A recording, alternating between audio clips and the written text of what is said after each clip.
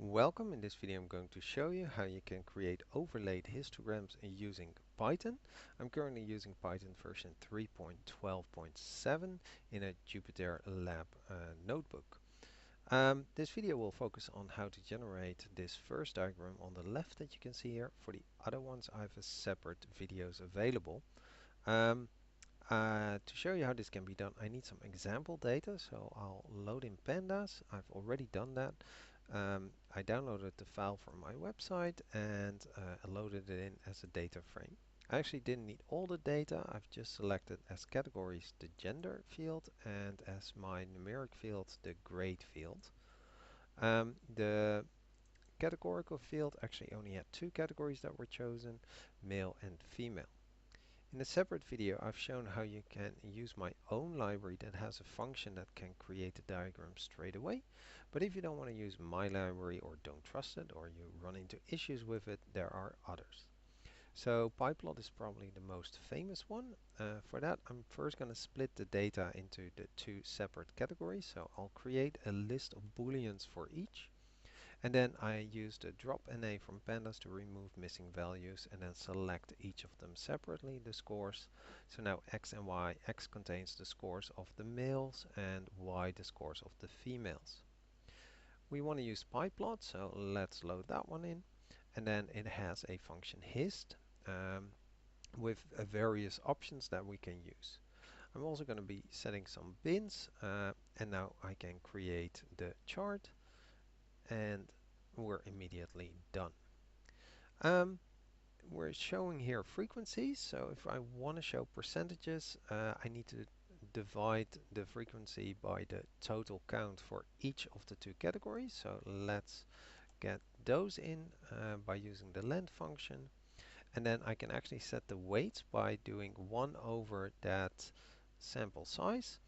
Multiply it by 100, so this will be a value, and then I want that value the sample size times.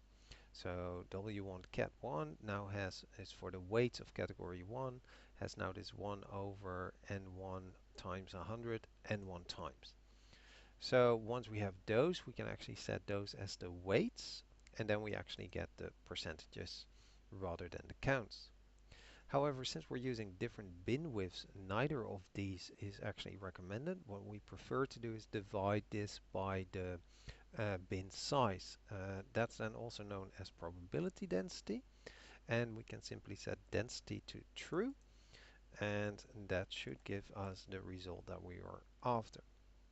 Now if you want the frequency density rather than the relative frequency density, so the count divided by the bin width, what we can do is actually a little bit different. We need to multiply these back by that sample size.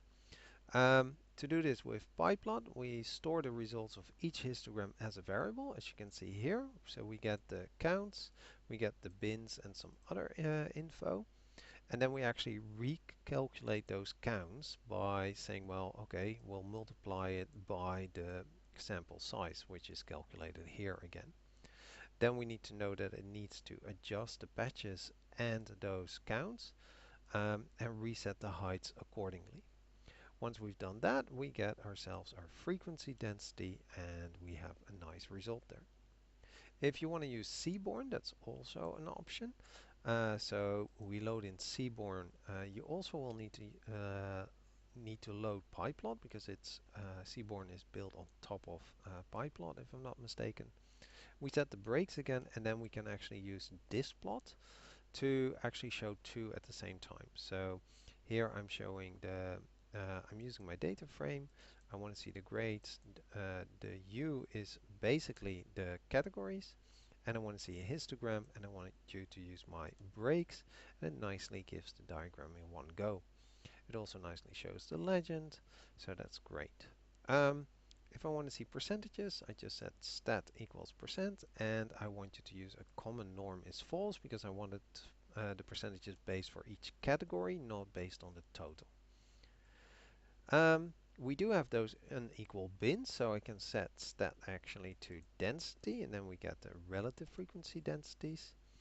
And that's about it for Seaborn. It is with some extra work possible to also get those frequency densities, but as you can see, that does require quite some, yeah, trickery to actually get it to work. You need to set specific weights, but it can be done as shown in here.